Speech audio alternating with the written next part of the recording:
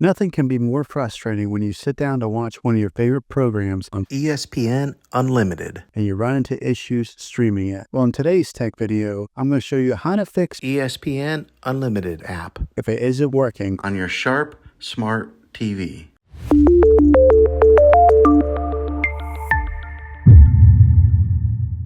Let's see if we can fix your problems and get your ESPN Unlimited app. back up and running as quickly as possible. The first one, it's the easiest one to try, and that's to unplug your TV from the wall outlet and wait 60 seconds. Now don't be impatient here. Wait the whole 60 seconds, then plug it back in. This is very different from turning your TV on and off with your remote control. This is what we call a hard reset of your TV, so make sure you do this method. If that doesn't work, then find your router that is giving you Wi-Fi and unplug the power to that for 60 seconds. Then plug it back in. If it fixes it, great. If not, let's go ahead and move on to the next method. Try deleting ESPN Unlimited app on your TV. Go to wherever the apps are located on your system and remove the app altogether. Then reinstall ESPN Unlimited app. After you reinstall it, you might have to log back in with all of your credentials, but hopefully this will work. And if that doesn't work, then I recommend buying an affordable Roku stick, Fire Stick, or Apple TV 4K and plug that into your TV and use that as your main streaming player. And you'll be able to access ESPN Unlimited app that way. I'll put links in the description down below of where you can get one. There you have it, folks.